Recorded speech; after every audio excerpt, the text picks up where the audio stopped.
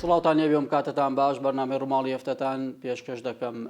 لە دوای پەسەندکردنی ئەنجامی کۆتایی خولی شەشەمی پەرلەمان هەنگاوە کردارەکان بۆ پێکردنی حکوومەتی داهاتوو هەرێم دەست پێ دەکات بە پێی یاسا بەرکارەکان دەبێت لە ماوەی دەڕۆژ دوو لە دوای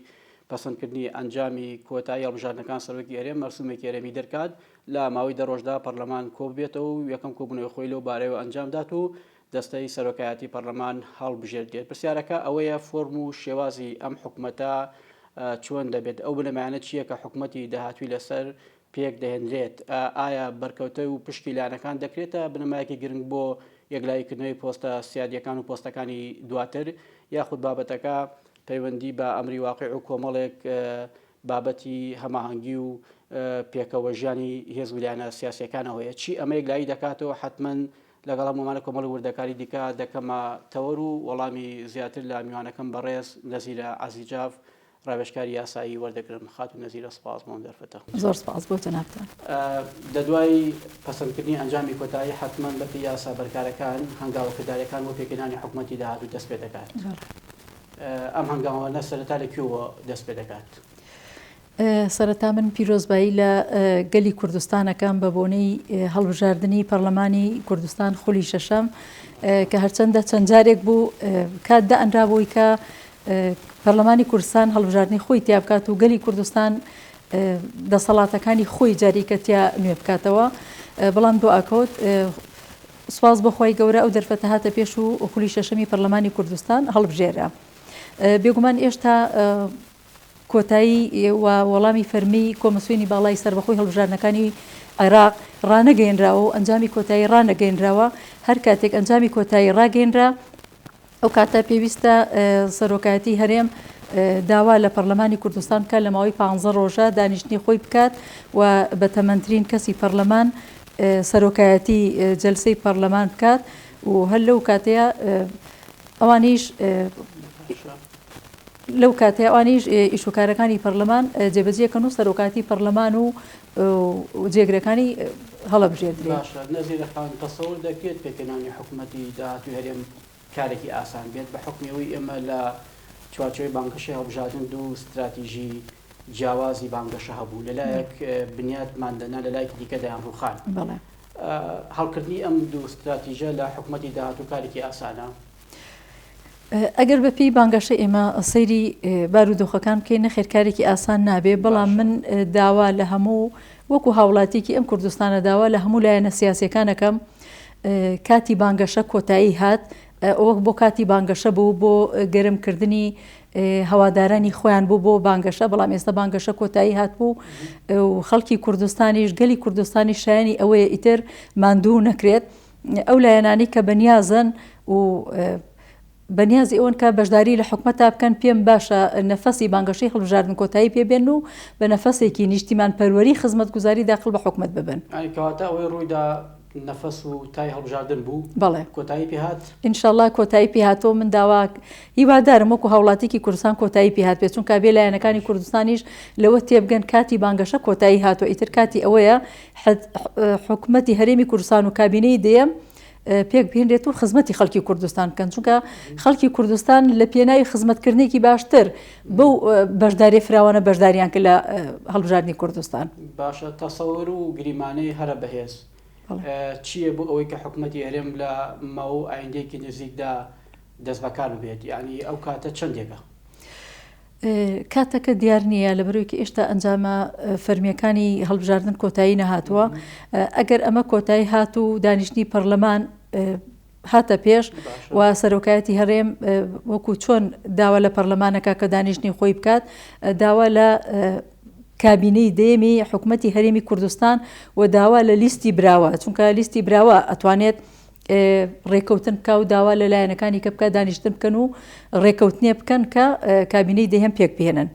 ئیترەوە کەوتوتەوە سەر لایەنەکان خۆیان. ئیتر ئەگەر لایەنەکان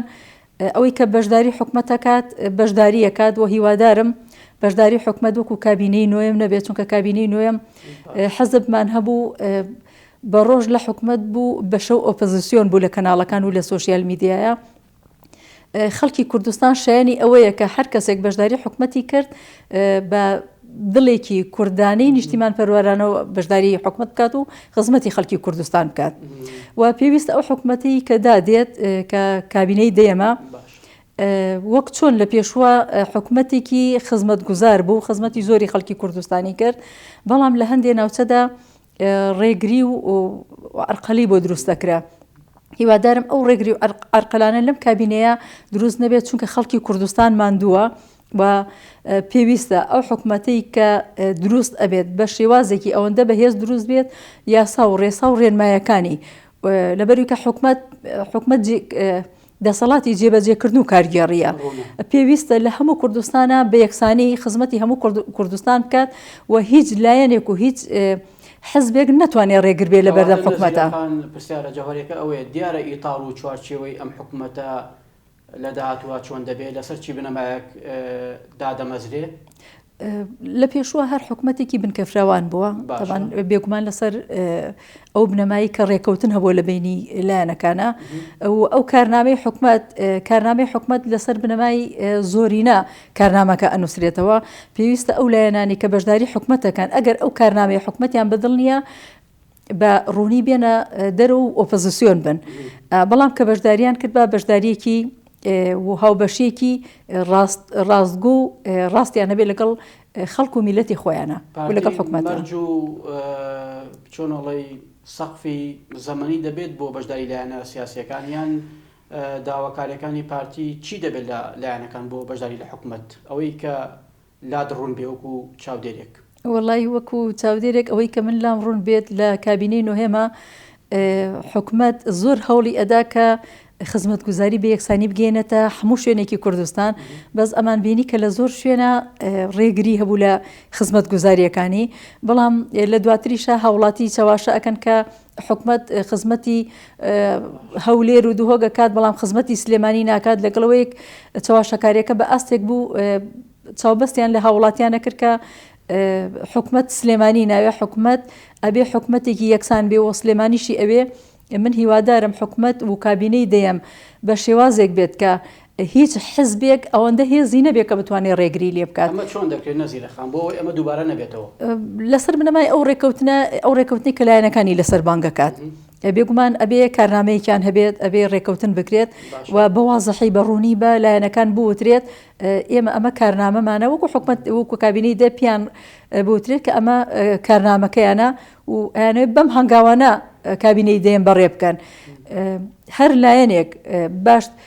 باشترین خزمەت بە خەڵکی کوردستان ئەوەیە کە لایەنەکان ئەگەر ئەو کارنامەیان قبول بوو بەشداری لە حکومەت بکەن ئەگەر قبولیان نەبوو بەشداری نەکەن ئۆپۆزیسیۆن بن بەڵام ئۆپۆزیسیۆنێک نەک بەو ڕادەیە کە بیانەوێت هەموو بەهاجوانەکانی خەڵکی کوردستان و کوردستان کە دەریایە خوێنی بۆ دراوە کە ئێمە ئەتوانین ئێستا خولی شەشەمی پەرلەمانی کوردستان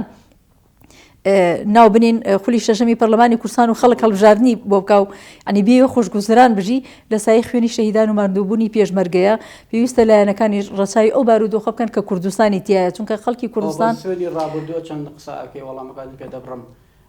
ئۆپۆزیسیۆنێکی نیشتیمانی نەبووە بە ئاستی ئامانجە باڵەکانی ئەم نیشتیمانە کاری نەکردووە نەخێر من وەکو هاوڵاتێکی کوردستان و ئەوەی کە چاودێر بوو بێتم لەسەر ئۆپۆزیسیۆنێکی ناکارا بوو و دژی هەموو بەهاو گرنگیەکانی کوردستان بوو ئۆپۆزیسیۆن کە کاتێک ناوی لە خۆێنی ئۆپۆزیسیۆن ئەبێت بە ئاراستەی خزمەتکردنی زیاتری خەڵکی کوردستان بێت دژی گەندەڵی بێت بەڵام ئەوەی کە ئێمە بینیمان ئێستا بۆ نمونە ئێمە لە ساڵانی پێشوا بینیمان حکومەت هەوڵی دابینکردنی موچەیەدا لەبەروی کە ئێمە هەرێمێکی سەر بە بەغدادین لە بەغدادیش هەر ئەم ئۆپۆزیسیۆن و حتا کۆمەڵی خەڵک لە حکومەتا بوون کۆمەڵی لایەن کە لە حکومەتا بوون هەوڵی جدیانەدا کە لەگەڵ حکومەتی عێراقیە ڕێبکەون و ڕێگری بۆ موچەی خەڵکی کوردستان دروست بکەن جا بەمانە ناوترێ لایەنی سیاسی کە خزمەت بە خەڵکی کوردستانەکە ئەمێنێ بۆ ئۆپۆزیسیۆنێکی ڕاستەقی نەبێ بە ئاراستەی چاکردنی کاروبارەکانی حکومەت کەواتە بوونی دەستور تا چەند گرنگە؟ من هەرچەنە جەنابی سەرۆک لە دوا ڕۆژی بانگەشەی هەڵبژاردن لە 15 دەی 2024 لە یاریگای فرەنسۆ حەریری وتی ئێمە لە کارەکانی پێشینەمانە بێت لە پەرلەمانی کوردستان کە دەستور بنووسرێتەوە دەستور یاسای ئەتوانم بڵێم دایکی هەموو یاساکانە بۆ هەر وڵاتێک. جا ئێمە وەکو گەلی کوردستان زۆر پێویستمان بە دەستورە، هەرچەنە من وەکو هاوڵاتێکی کوردستان وەکو شارەزایەک لە بواری یاسایە من لە خولی پێنجەمی پەرلەمانی کوردستانە لە پۆستێکی خۆم لە ئەکاونتی فەیسبوک وتم خۆزگەی من وەکو هاوڵاتێکی کوردستان ئەوەی وتم خۆزگە پەرلەمانی کوردستان دوور لە هەموو بەرژەوەندەیەکی تەسکی حزبایەتی دەستوریان خساتە ئەو لەوێتی کارەکانیان و ئەو ڕژنووسە جوانی کە هەیە ڕژنووسێکی جوانی دەستور نووسراوەتەوە ماوەتەوە سەر ئەوەی کە ئەگەر پێویستی بە هەموارکردنی هەبێت لە هەر مادەیەکە کە بیانێ هەمواری بکەنەوە ئەوەش لەسەر بنەمای شارەزایانی بواری دەستور من تەسەورەکەم بکرێ باشە نەوەکو وەک پەرلەمانی کوردستان ڕژنووسەکە ئامادەیە بەڵام وەکو وتم ئەگەر تاوان ئەو ڕژنووسە بێ تەوافقی چۆنەڵێ ڕێکەوتنی سیاسی لەسەر بکرێ بەڵام ڕژنووسێکی زۆر گرنگە بۆ گەلی کوردستان ئەتوانم بڵێم ئەگەر ئەو دەستورە بچێتە بواری جێبەجێکردنەوە دوای ئیکە دەنگی لەسەر درا و ڕاپرسێکی لەسەرەکرێت کە بە فەرمی ئیتر بوو بە دەستوری هەرێمی کوردستان ئەتوانم بڵێم نەفەسێک حەسانەوەیەکەدا بە خەڵکی کوردستان کە زۆر خەڵک و زۆر لایەن ناتوانێت تەجاوزی ئەو یاسایە بکە کە لە دەستورە هاتوو بە مادە بۆی دیاریکراوەی حەسانەوەی تەنها بۆ ژیانی سیاسی حیزبەکانە یاخود بۆ ژیانی هاوڵاتیش بۆ کۆی ژیانی خەڵکی کوردستان بە سیاسی و بە کۆمەڵایەتی و بە ئابوووریەوە بۆ ڕەخسنی پەیوەندیەکانمان لەگەڵ عێراق سوودی دەبێت بێگومان سوودی ئەبێ لەبەرەوەی کە ئەوانیش دەستورێکیان هەیە ئێمە لەسەر بنەمای ئەوەی کە هەرێمێکین لەناو عێراقی فیدراالە دەستورەکەی ئێمە بەدەر نییە لە دەستورەکەوان بێگومان زۆر سوودی ئەبێت ئەتوانم بڵێم ئەبێتە دیوارێکی پۆڵاین بۆ خەڵکی کوردستان و خۆزگە و هیوای من ئەوەیە لەم خولەی پەرلەمان کە خولی شەشەمە بتوانن دەستور بە جێگیر بکرێت و دەنگی لەسەر بدرێت و خزمەتی خەڵکی کوردستانی پێ بکرێت کە دەوترێت ئەوەی عێراق بەرامبەر بە حکوومەتی هەرێم لە ماوەی ڕابردوو کردی لە ئەنجامی نەبوونی دەستورێکی نووسراو بووە بێگومان دەستورێکی نووسراو دەستور وەکو وتمان دایکی هەموو یاساکانە دەستور واتە ڕێخستنی کۆمەڵایەتی ڕێخستنی ئابووری ڕێخستنی سەروەری و دەسەڵاتی وڵات ئەگەر ئێمە دەستورێکمان هەبێت کار ئاسانیە و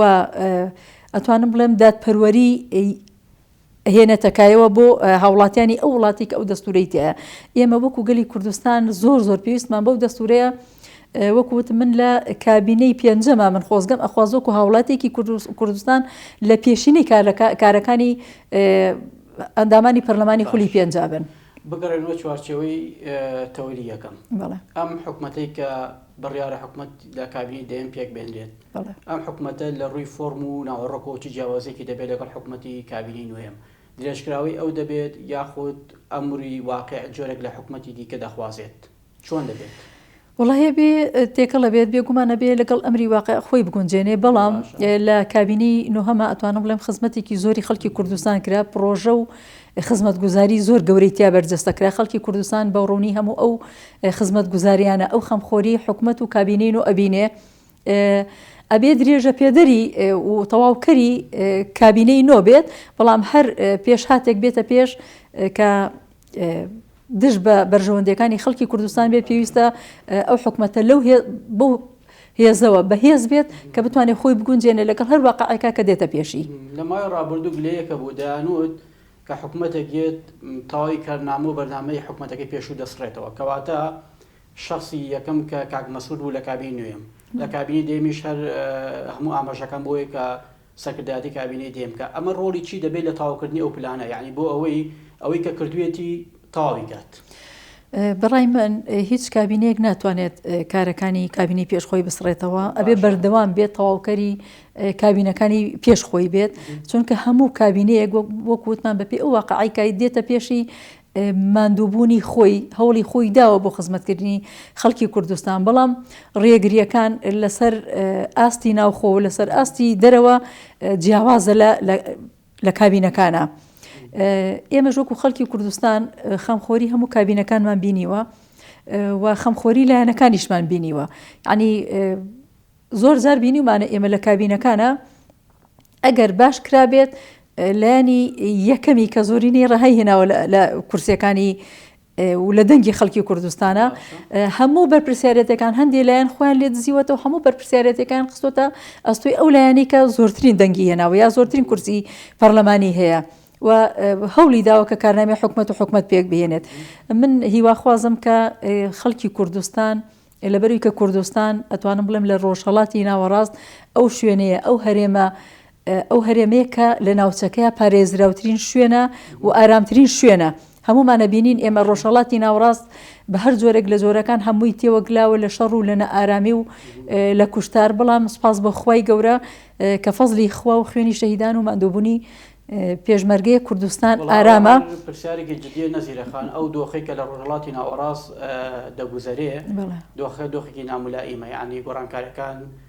خێران. ئەمە یعنی دەکاتە ئەوەی کە پەلە لە پێگەنانی حکومەتە بکرێت. ئەمە خاڵێکی ئیجابی تایە بۆەوەی کە حکومەتی داهات و حکومەتێکی ئامادە بێت بۆ ڕوبەڕووبوونەوەی پێشهات و تەحەدیەکان ئەگەر ڕووبات. بێگومان لەبەروی کە خەڵکی کوردستان کە دەنگی خۆیدا پێویستی بە خزمەتگوزاریە، پێویستی بە ئارامی و ئاسوودەیە. من بە هیوام پارتی دموکراتی کوردستان کە زیاتر لە 810,000 دەنگی هێنا کە خەڵکی کوردستان ئەتوانم بڵێم بە نیوەی زیاتر دەنگی بە پارتی دموکراتی کوردستاندا و هەست بە بەرپرسیارەتی وەکو لەو پێشوش هەستی بە بەرپرسیارەتی کردووە هەوڵ بدات لە نزیکترین کاتە حکومەتی هەرێمی کوردستان و کابینەی دەیەم پێک بهێنرێت، چونکە بەڕاستی وەکووتمان ناوچەکە تووشی زۆر گیر و گرفتی شەڕ و نەئارامی بۆتەوە. بەڵێ خۆ ئەگەر حکومەتەکەمان لە کاتی خۆیان دروست بکرێت بۆ هەموو لایەکمان ئاسوودەتر و ئێستش پەرلەمان کە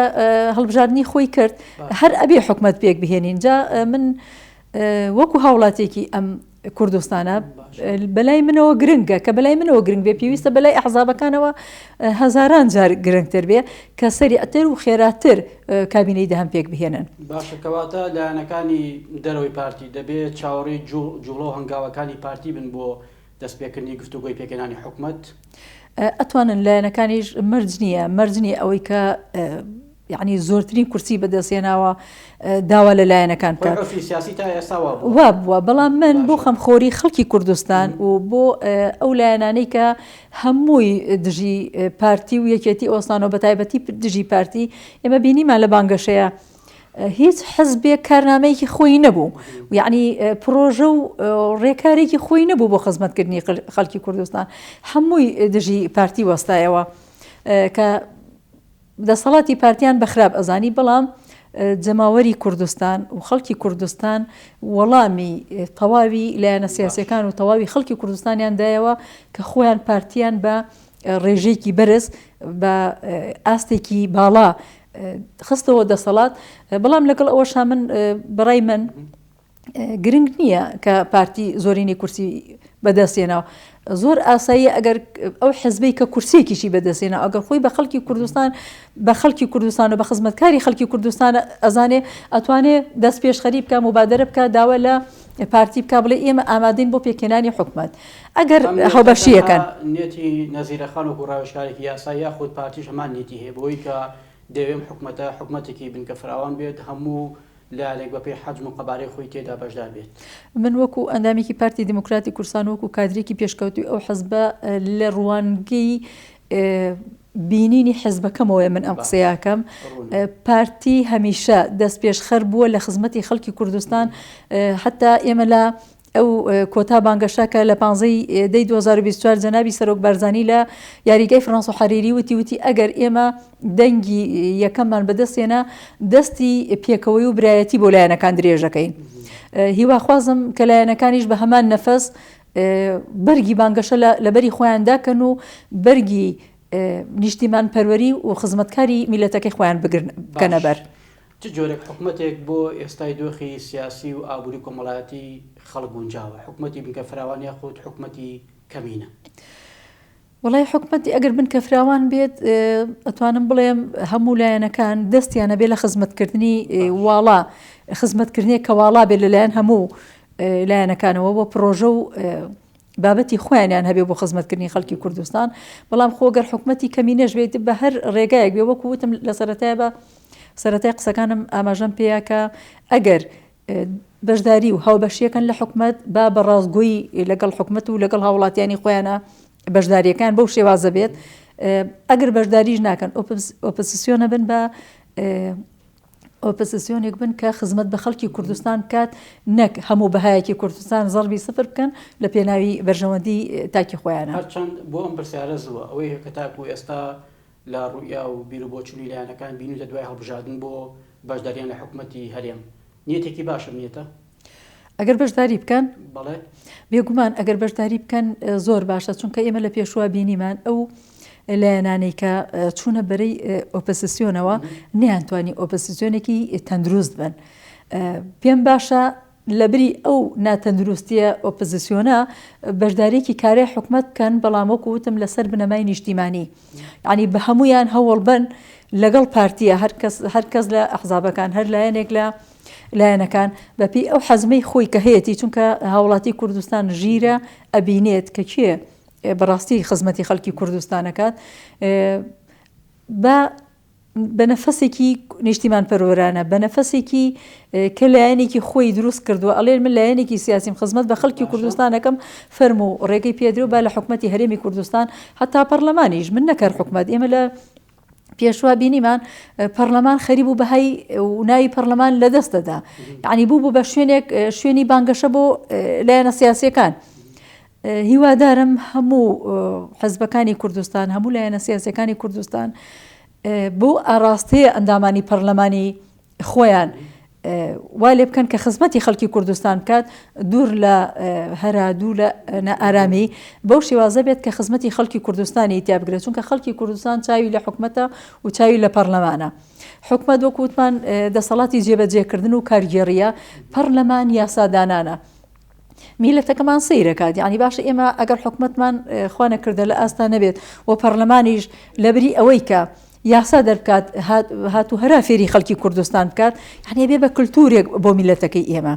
ئەتوانم بڵێم ئێستا کە میلەتی ئێمە ئەگەر بۆ نمونە هەرێکێک لە ئێمە سەیری سۆشیال میدیای کوردستان بکات ئەبینی نە ئارامێکی پێوە دیارە یعنی خەڵک لەبری ئەوەی کە هەوڵی خۆڕۆشنبیرکردن بدات هەوڵی ئەوە بدات کە زیاتر ئینتیمای نیشتیمانی بەهێز بێت. هەندێک هەیە دژی نیشتیمانەکەی خۆیان وەستنەوە هەندێک هەیە فێری قسەی نەشیاو بوون و شەی نەشیاو بوون ئەمە ئەتوانم بڵێم لەو لایەنانەوە فێربوون کە هەم لە پەرلەمان کە بینیمان هەرایان دروستە کرد نە ئاسوودەییان لەو پەرلەمانە و نە ئاسوودەییدا بەشە بێ بە کۆمەڵگەش ڕوونە وەڵامەکانت بۆ چاکردنەوەی ئەم وێنەیە حکومەت یا پەرلەمان کامیان دەتوانێت ئەمە بکات؟ حکومەت ئەگەر بەهێز بێت ئەتوانێت پەرلەمانیش چارەسەر بکات چونکە پەرلەمان یاسادانانە ئێوتمان حکومەت جێبەجێکردنە کە حکومەت دەسەڵاتێکی جێبەجێکردنیە بوو ئەگەر جێبەجێکردنەکەی لەسەر بنەمای ئەو یاسا و پرۆژە و خزمەت گوزاریانی کە بۆ خەڵکی کوردستانی داناوە لە کارنامەکەیە ئەگەر یەکسان بوو بەڕای من ئەو سەقامگیریە ئەگوازرێتەوە بۆ پەرلەمانیش چونکە زۆربەی لایەنە سیاسیەکان پشبەست یا وابەستەی هەندێک خەڵک بوون کە بە چاواشە یعنی چۆن ئێمە لە سەرەتای وتمان ئەڵێن کە گەل سەرچاوی دەسەڵاتە کە ئەبینی لە ناو کۆمەڵگەیە ناسەقامگیریەکەی هەندێک لە لایەنەکان ئەوە ئەقۆزنەوە ئەی بنە ناو پەرلەمانیش پێم باشە وەکو هەوڵاتێکی ئەم کوردستانە وەکو کەسێکی یاسایی داوایەکەم هەیە لە لایەنە سیاسیەکان کە بە پەرلەمانی کوردستان ئەو شوێنە بێت کە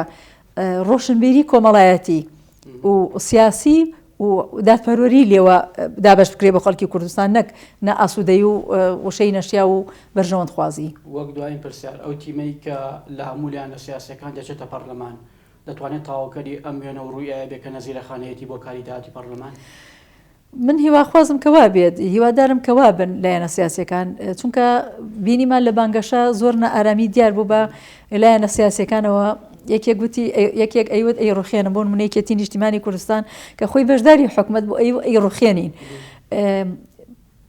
لایەن هەبوو ئەیوت بوەستە لایەن هەبوو ئەیوت ڕایان دەگرین یعنی من پێم باشە هەر هەمویان واز لەم بابەتانی خۆیان بێنن کە لە بانگەشی هەڵبژاردن بەکارهێنێنە هەمویان بچنە سەر ئەو ڕێگە ڕاستەی کە میلەت پێویستی پێێتی کە شەهیدان خوێنیان بۆدا ڕێگایەکی ڕاست بێت کە بەپێی حەزمی خۆیان خزمەت بە خەڵکی کوردستان بکەن و خزمەتی خەڵکی کوردستان بۆ ئاراستەی بێت کە یەکسان بێت خەڵکی کوردستان. بۆ نمونە ئێمە لە سلێمانی بینیمان کە نیانەهێشت دەسەڵاتی حکومەت زۆری سەوز و زەرد هەبوو. زۆر بە هیوام کە ئەم حکومەتە ناوی زۆن و زۆنکاری لە ناو بەرێت، زۆنی سەوز و زۆنی زەر لە شەڕی ناوخۆ هاتە کوردستانەوە بە ئیتر هەموو کوردستان ببێ بە یەک زۆن، ئەو زۆنە بێت کە خزمەتگوزاری یاسایی و ڕێنمایەکانی حکومەت و پرۆژه یاساکانیان و کارگەڕی و جێبەجێکردنیان دابش بێ بە خەڵکی کوردستان بە یەکسانی. زۆر سپاس بۆ بەڕێز نەزیرە عەزیز جاب، ڕاوێژکاری یاسایی. سپاس بۆ ڕوونکردنەوەکان، سپاس بۆ ئامادەبوونت. سپاس بۆ جەنابیشتان. بینەرانی بەڕێز و خۆشەویست، ساتەوەرێکی دیکە و بەرنامێکی دیکە خواتان لەگەڵ.